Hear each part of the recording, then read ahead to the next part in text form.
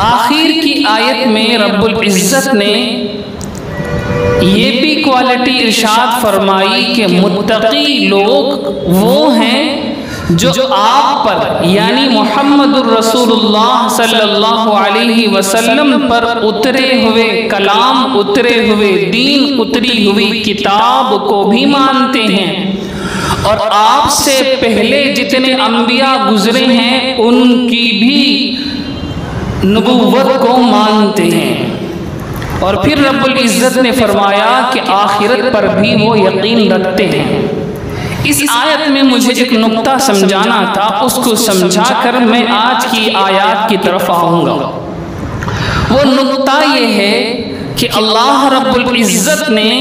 اس آیت میں یوں ارشاد فرمایا ہے کہ نبی علیہ السلام کے دین کو بھی مانتے ہیں،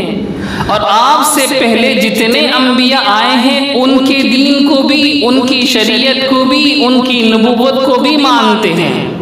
اور آخرت پر بھی یقین رکھتے ہیں۔ یہاں اللہ رب العزت نے یہ نہیں فرمایا کہ آپ کے بعد جو نبی آئے گا اس کی شریعت کو بھی، اس کی نبوت کو بھی مانتے ہیں، یہ نہیں فرمایا۔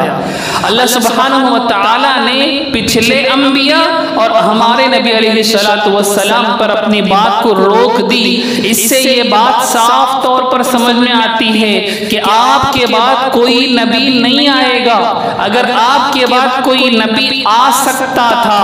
آپ کے بعد کسی نبی کے آنے کی پاسبلٹی تھی، تو اللہ رب العزت یوں فرماتے کہ متقی وہ ہیں جو آپ سے پہلے والے انبیاء کی نبوت کو بھی مانتے ہیں، آپ کی نبوت کو بھی مانتے ہیں، آپ کے بعد آنے والے نبی کی نبوت کو بھی مانتے ہیں۔ اللہ رب العزت نے یوں نہیں فرمایا، اللہ رب العزت نے فرمایا متقی وہ ہے جو آقا علیہ السلام سے پہلے والے انبیاء کی نبوت کو مانتے ہیں اور آپ علیہ السلام کی نبوت کو مانتے ہیں۔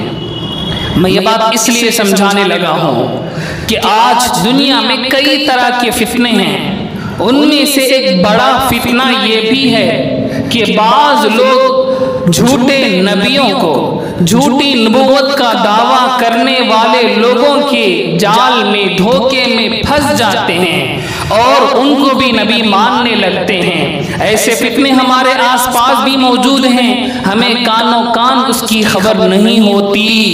ایسے فتنے نوجوانوں پر حملہ کرتے ہیں، ان کے ایمان کو لوٹ لیتے ہیں، ان کے دین کو ختم کر دیتے ہیں۔ اس لیے میں ایسے فتنے آنے سے پہلے آپ حضرات کو مطلع کر رہا ہوں کہ اس آیت میں اللہ رب العزت نے واضح طور پر ارشاد فرمایا کہ آپ کے بعد کوئی نبی نہیں آئے گا۔ اگر کوئی نبوت کا دعویٰ کرتا ہے تو اس کا دعویٰ جھوٹا ہے، وہ کذاب ہے، وہ ملعون ہے، اس کی بات کو سننا بھی جائز نہیں،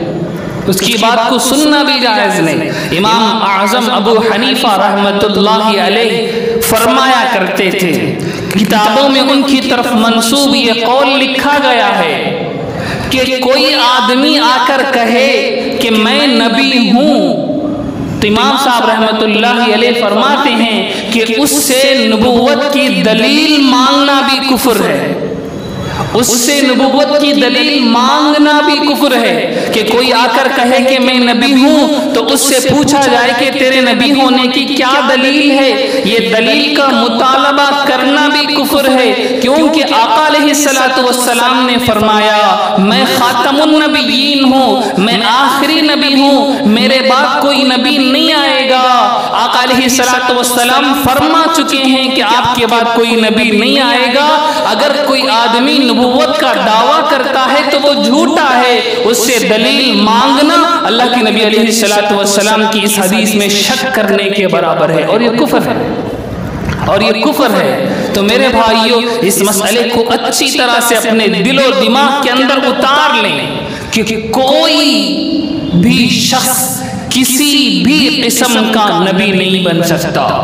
نہ مکمل نبی بن سکتا، نہ آدھا نبی بن سکتا، نہ اصلی نبی بن سکتا، نہ ذلی نبی بن سکتا، کسی بھی طرح کا نبی نہیں بن سکتا، کیونکہ اگر کوئی نبی آ سکتا تو اللہ رب العزت اس آیت میں فرماتے کہ آپ کے بعد جو نبی آئیں گے ان پر بھی ایمان لانا۔ اللہ نے ایسا نہیں فرمایا تو معلوم ہوا آپ کے بعد کوئی نبی نہیں آئے گا۔